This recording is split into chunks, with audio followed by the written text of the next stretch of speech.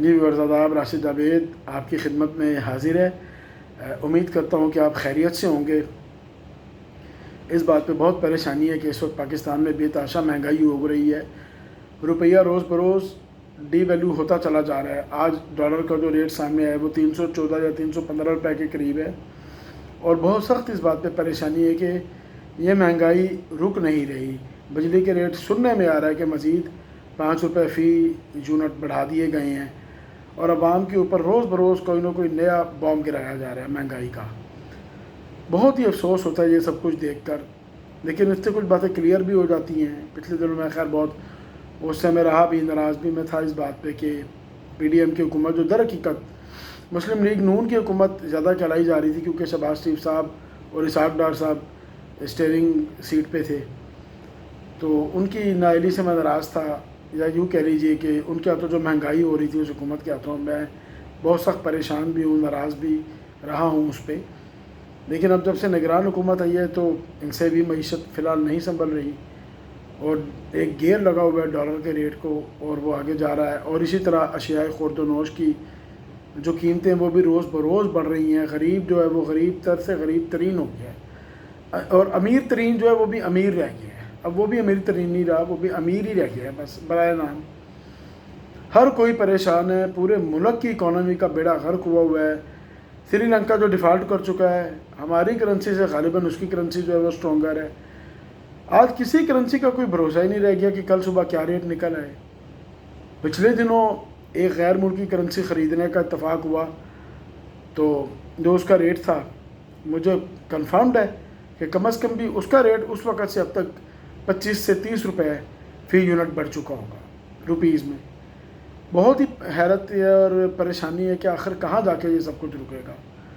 دوسری طرف ویورز آپ دیکھ رہے ہیں کہ عمران خان صاحب جو ہیں وہ اب گرفتار ہو چکے ہیں، اور عمر عطیہ بندیال صاحب ابھی بھی بھرپور کوشش کرتے نظر آ رہے ہیں کہ وہ کسی طرح عمران خان کو بچائیں، ان کو جیل سے باہر لائیں۔ دوسری طرف آپ نے دیکھ لیا کہ پریزیڈنٹ ڈاکٹر عارف علوی نے بھی، ڈینٹسٹ عارف علوی صاحب نے بھی ایک شوشہ چھوڑ دیا نیا کہ جی میں نے تو جی یہ سائن کیے ہی نہیں، یہ جو دو میرے پاس بل لائے گئے تھے منظوری کے لیے، تو بتایا جا رہا ہے کہ ان کے پاس ٹوٹل کوئی 30 کے قریب بل لائے گئے تھے، جن میں سے انہوں نے باقی 28 پہ بالکل سائن کیے، کسی پہ کو اپروو کیا اور کسی پہ ظاہر اعتراضات لگا دیے۔ پریزیڈنٹ کی سوادید ہے، پریزیڈنٹ کو یہ حق حاصل ہے۔ اب کیونکہ پارلیمنٹ نہیں ہے تو جن پہ تو انہوں نے اعتراض لگا دیا، وہ ظاہر ہے نیکسٹ پارلیمنٹ کے فارم ہونے تک وہ بلز رک جائیں گے، یعنی وہ قوانین نہیں بنیں گے، ظاہری بات ہے۔ جبکہ یہ جو آرمی سے ریلیٹڈ اور سیکرٹ آفیشل ایکٹ سے ریلیٹڈ دو قوانین تھے، اس پہ انہوں نے 10 دن میں سائن نہیں کیے، نہ اس کے خلاف کوئی ریمارکس لکھے، نہ اس کو اپروو کیا۔ بھئی دونوں میں سے ایک کام کر لیتے، یا کہہ دیتے کہ اس کو نیکسٹ پارلیمنٹ پہ چھوڑ دیا جائے۔ بڑا آسان طریقہ یہ ہوتا ہے کہ جی ڈیٹیل اس پہ ایک دفعہ دوبارہ ریویو کیا جائے، نیکسٹ پارلیمنٹ اس پہ دیکھ لیں۔ لیکن کچھ لگتا ہے ایسا کہ دباؤ اتنا تھا کہ وہ یہ کر نہیں سکے۔ دوسری طرف کو لگتا ہے کہ عمران خان صاحب کی ناراضگی کا بھی ڈر تھا کہ بھئی اگر کر دیا تو وہ ناراض ہو جائیں گے، تو اس لیے اس شش و پنج میں دونوں کام نہیں کیے۔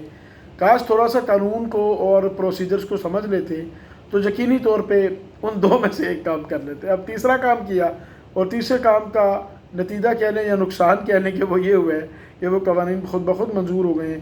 اب پریزیڈنٹ صاحب نے جو ان کے سیکٹری تھے متعلقہ، ان پہ الزام لگا دیا کہ جی انہوں نے جی مجھے بیوقوف بنایا ہے، مجھے ماموں بنایا ہے صدر صاحب ماموں بن گئے، اور جی یہ میرے سامنے کہتے رہے کہ ہاں ہاں ہم نے بالکل وہ ریویو کے لیے واپس بھیج دی۔ بھائی ریویو کے لیے واپس تو تب بھیجیں گے جب پریزیڈنٹ صاحب جہاں پہ ان کے نوٹ شیٹ کے اوپر ان کا عہدہ لکھا ہوتا ہے اس کو کراس ماریں گے اور اس کے نیچے لکھیں گے کہ یہ دوبارہ ریویو کے لیے بھیجا جائے، تو پھر بھیجا جاتا ہے۔ اس طرح تھوڑی ہوتا ہے کہ کچھ بھی نہ لکھیں اور خود بخود واپس وہ ریویو کے لیے بھیج دیا جائے، ایسے نہیں ہوتا، لکھنا پڑتا ہے۔ ہم بھی سرکاری نوکری کی ہے میں نے، تو اس چیز کا اچھی طرح اندازہ ہے کہ کس طرح فائلیں مارک ہوتی ہیں۔ نہیں بھی کرنا ہوتا تو اس کو پھر ڈسکس پلیز لکھ دیا جاتا ہے، یا مطلب ہے کوئی نہ کوئی ریمارکس اس پہ ہوتے ہیں۔ اب یہ بچوں والی باتیں کرنا کہ مجھے تو پتہ ہی نہیں چلا اور انہوں نے جو خود سے یہ واپس بھیج دی ہیں، نہیں نہیں نہیں میں نے کوئی اپروو نہیں کیا، میں خدا کی قسم کہتا ہوں میں نے اپروو نہیں کیے۔ وہ عمران خان کو صفائیاں در حقیقت دے رہے، تو ان باتوں کا فائدہ کوئی نہیں ہوگا۔ اسی طرح عمر عطیہ بندیال صاحب بھی جو اس وقت کوششیں کر رہے ہیں، جو ہائی کورٹ کو بظاہر جھاڑے پلا رہے ہیں کہ تم سنتے کیوں نہیں ہو، نیازی صاحب کی اپیل، بھائی نیازی صاحب کی اپیل سنو، ان کو انصاف دو. 5 اگست سے نیازی صاحب جو ہیں وہ جیل میں. یہ باتیں ایک چیف جسٹس کو شوبھا دیتی ہیں؟ مجھے بتائیے، زیب دیتی ہیں ان کو یہ باتیں؟ عجیب و غریب ان کی حرکتیں ہیں، عجیب و غریب جسے کہتے ہیں سٹ کے آ گئے ہیں. بہرحال ہونا کچھ نہیں ہے.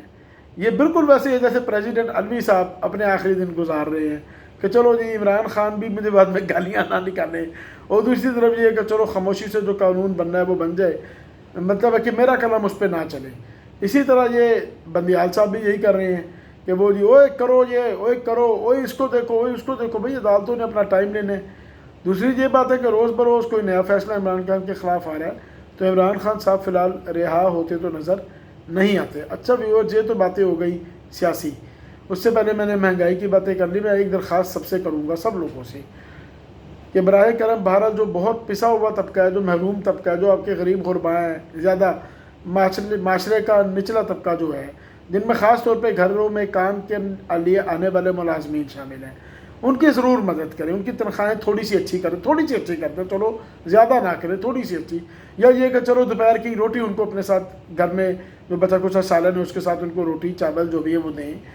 کسی حد تک چلو ان کو بھی کوئی فیل ہو کہ بھئی ہمارے جو مالکان ہیں وہ ہم پہ رحم کر رہے ہیں. بڑا ہی مجھے دکھ ہوتا ہے جس طرح گھریلو ملازماؤں پہ، کم سن بچوں پہ تشدد کیا جا رہا ہے گھروں کے اندر. یہ بہت ہی شرمناک بات ہے، بہت ہی ظالمانہ بات ہے. اور میڈیا نے اچھا کیا ہے کہ اس خاتون کو اور اس کے شوہر کو روز ان کی تصویریں دکھائی جا رہی ہیں لوگوں کو، تاکہ لوگ بھولیں نہ. عبرتناک سزائیں ملنی چاہیے اس طرح کے لوگوں کو جو انسانوں کے اوپر مظالم کرتے ہیں. اب آ جاتے ہیں جی جڑا والا کے واقعے کی طرف. پہلی دفعہ میں بڑا خوش ہوں پاکستان کے عوام سے، چاہے وہ ہمارے مسلمان ہیں، چاہے وہ ہمارے مسیحی یعنی کرسچن بہن بھائی ہیں، مل کر سب متحد ہو گئے ہیں اس طرح کے شرپسند عناصر کے خلاف جو اس طرح فساد پھیلانے کی کوششیں کر رہے ہیں، جو قوم کو ڈیوائیڈ کرنے کی کوششیں کر رہے ہیں. سب آپس میں مل گئے ہیں. میں نے علامہ طاہر اشرفی صاحب کا اس پہ پوری وہ جو پریس کانفرنس تھی وہ سنی. ہیٹس آف ٹو ہم. میرے دل میں ان کے مرتبہ، ان کا مقام بہت اس سے بلند ہوا ہے.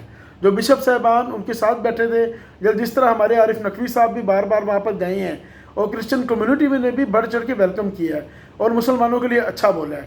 پھر اہل حدیث اسکول آف تھاٹ سے تعلق رکھنے والے مسلمانوں نے ان کے لیے اپنی مساجد آفر کر دی کہ آپ عبادت کیجئے، اس کو ڈے ٹائم میں آپ چرچ کے طور پہ یوز کیجئے. اسی طرح کا پاکستان ہمیں چاہیے. یہی پاکستان چاہیے. یہی وہ پاکستان ہے جس کا خواب قائد اعظم محمد علی جناح نے دیکھا تھا. بھائی مذہب کی بیس پہ کسی سے نفرت نہیں کرنی، نسل، زبان، قومیت کی بیس پہ کسی سے نفرت نہیں کرنی، کہ سب کے مذاہب کا احترام کرنا ہے. اتنی اچھی باتیں بشپ صاحب نے کی، مجھے سن کے بہت اچھا لگا کہ انہوں نے کہا کہ قرآن پاک میں تو سورہ مریم ہے، تو کوئی بھی کرسچن کس طرح قرآن پاک جلا سکتا ہے، توہین کر سکتا ہے.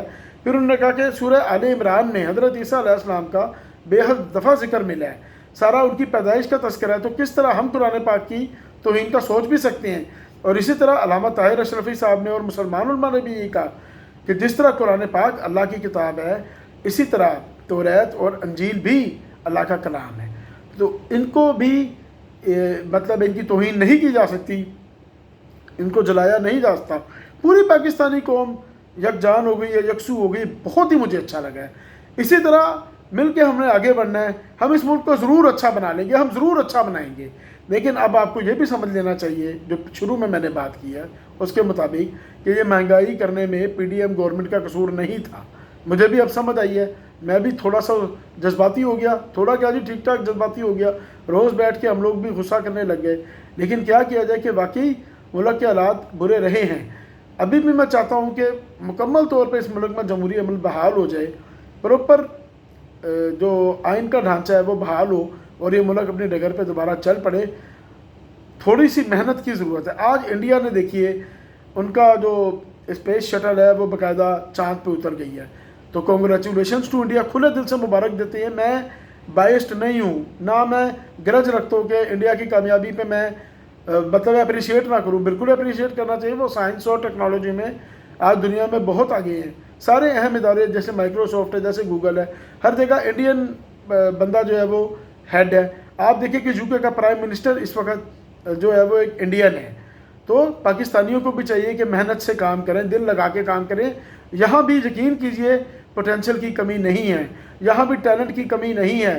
ضرورت صرف اس بات کی ہے کہ ہمارے جو ارباب اختیار ہیں، جو بڑی بڑی کمپنیوں کے مالکان ہیں، جو امیر افراد ہیں، وہ پلیز آگے بڑھیں، ملک کی اس معیشت کو سنبھالنے میں اپنا کردار ادا کریں۔ ان میں امیر سیاستدان بھی شامل ہیں، ان سے بھی درخواست ہے، کوئی توہین نہیں میں کر رہا، درخواست کرتا ہوں آگے بڑھیے پلیز، پاکستان میں کچھ پیسہ لے آئیے، کچھ کاروبار میں یہاں پہ انویسٹ کیجئے، کوئی نئی ایکٹیویٹی شروع کیجئے کہ غریب کا چولہا ٹھنڈا نہ ہو۔ ویورز، مجھے سننے کے لیے بہت بہت شکریہ، اپنا بہت بہت خیال رکھیے گا، ملتے ہیں بہت جلد، تھینک یو ویری مچ۔